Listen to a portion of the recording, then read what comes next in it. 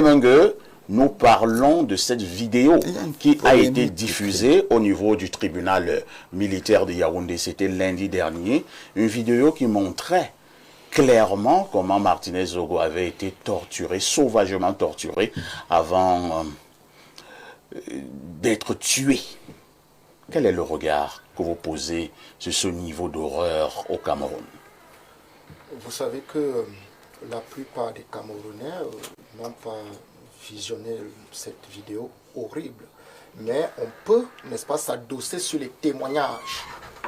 Nous pouvons nous adosser en commentant la vidéo sur les témoignages de ceux qui étaient présents au cours de cette audience au tribunal militaire et qui ont visionné cette vidéo dite horrible, telle qu'on l'imagine, telle que les faits en amont pouvaient déjà le présenter lorsque le corps de Martinez Zogo est découvert il y a 3 ans, aujourd'hui, dans la banlieue de Soa, quelque part là-bas. Tout à fait. Mon témoignage, ou alors ma lecture, ou mon indignation, va devoir s'adosser sur le témoignage de mon ami politique Emmanuel Maître Sim.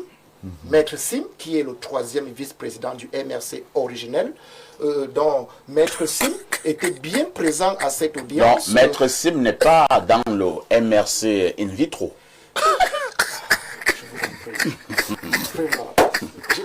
Je prends vos mots, hein? Bien sûr. D'accord. Bien sûr. Donc, Maître Sim avec Willy Mengue. Maître Sim est le 3e vice-président du MRC originel. Il est dans la faction Willy Mengue.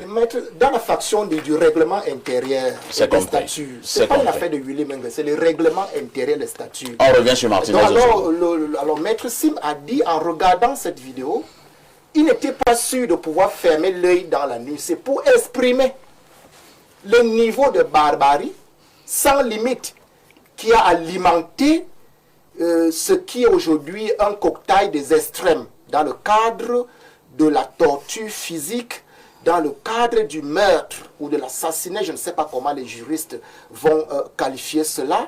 L'assassinat. L'assassinat de Martinez Zogo. C'est-à-dire une montée en puissance du cynisme.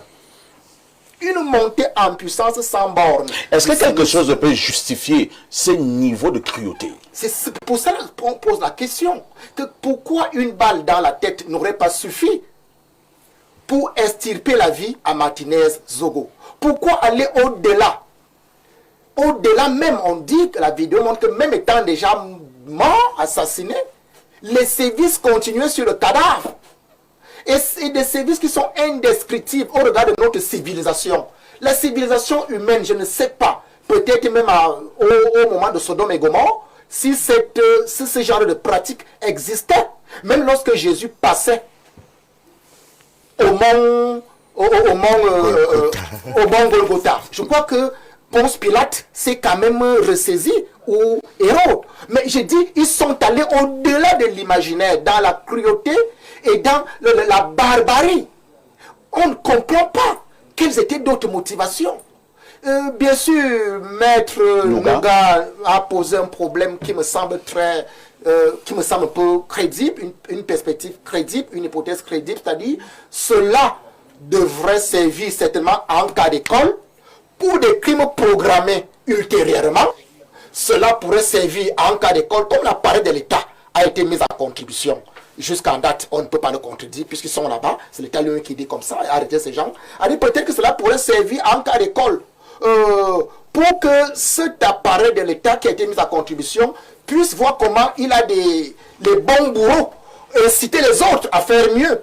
En dehors du compte rendu. C'est vrai que nous n'avons aucune preuve que l'État a demandé un jour à ces éléments d'aller commettre ce genre d'atrocité. Je dis ceci, n'est-ce pas, complètement très bien. Les bourreaux, le commando jusque-là, qui est, n'est-ce pas, prévenu, qui est impliqué dans cette affaire, appartient encore de l'État. On est d'accord. Voilà. Et c'est eux qui ont manœuvré. C'est eux qui ont fait la filature. C'est eux qu'on dit avoir... Et l'État n'a envoyé personne. Non, on ne dit pas que l'État a envoyé quelqu'un. Attendez, mais l'État, c'est un crime d'État. Je n'ai pas dit que l'État a envoyé quelqu'un. Vous ne le direz pas sur ce Je n'ai pas dit que l'État a envoyé quelqu'un. J'ai dit peut-être le souci d'archiver puisqu'ils ont archivé. Ils archivaient ça pour le compte de qui? Certainement pour que ça serve d'un cas d'école et pour que des crimes ultérieurs, on voit que voilà, nous avons un bon commando qui peut mieux faire. Peut-être les commandos sont en suspens, personne ne sait. Parce qu'on doit se poser la question, pourquoi avoir archivé? Pourquoi avoir filmé l'horreur? C'est-à-dire vivre cela et filmer, archiver et envoyer, on ne sait à qui. C'est pour dire que cette histoire, la vérité, doit vraiment être promue. Il faut que la vérité soit dite. Et c'est peut-être aussi le souci de la Cour, c'est peut-être le souci de la Cour d'avoir permis que l'opinion s'imprègne un juste petit peu du niveau de l'envergure de l'horreur. Pour dire que bon, quand nous allons condamner demain, vous aurez quand même eu un aperçu. On prépare l'opinion. On prépare l'opinion à la lourde condamnation pour dire que nous ne sommes pas que mauvais. Vous-même, regardez ce que nous vous avons présenté. C'est intenable sur le plan de la civilisation humaine. Merci. Soulé Honoriolo, depuis pratiquement un peu plus de 3 décennies, vous n'avez fait que cela, le journalisme, la communication de manière générale, l'investigation, les enquêtes. Est-ce que vous avez été confronté à ces niveaux d'horreur? Pas encore, parce que... Mais je voudrais quand même faire une boutade à Willy Mengue, qui a dit que Maître Sim était le 3e vice-président. Du MRC originel. Bon, comme il y en a 2, je souhaite que d'ici là, qu'ils nous disent qui est le premier président ou alors qui est le président du MRC. Mais ça sera à sa prochaine prise de parole, parce que si Maître Sim est 3e vice-président, il faut bien, n'est-ce pas, sur le plan de la hiérarchie, savoir qui est le président, qui est le 2e vice-président, le 1er vice-président, qui en est le... Parce que pour l'instant, on sait que le MRC, selon les mots de Willy Mengue, le MRC originel, c'est Maurice Kamto. Il faudrait donc, au niveau du MRC... Non. Ah non, le MRC originel, c'est la façon Willy Mengue. Voilà, le MRC originel a pour président le premier président du MRC, Mamadou, le premier président du MRC, Mamadou Mota. Au regard des événements, le deuxième c'est qui? Les événements du 19 le premier vice-président maintenant c'est qui? Monsieur Willy Mengue, soyons non, c'était ma plus vraiment. Monsieur Mamadou Mota lui-même a dit qu'il est premier vice-président et que le professeur Maurice Kamto est le président. Lui-même l'a dit. Mais vous pouvez désigner quelqu'un comme président et lui-même il vous dit qu'il n'est pas président, qu'il est premier vice-président. On ne fait pas dans l'imaginaire. C'est le statut. Vous comprenez, non, monsieur Wafo? Quand on veut quitter un parti, non, c'est pas quitter on ne regarde pas derrière. Non, on ne peut pas regarder derrière. Il faut déconstruire l'imposition. Il a du MS. Il faut déconstruire l'imposition. On ne va pas violer le test parce qu'on veut à tout prix contrôler un appareil politique. Monsieur Wafo, vous êtes du MRC. On ne peut pas violer le test. Je soutiens une force de changement.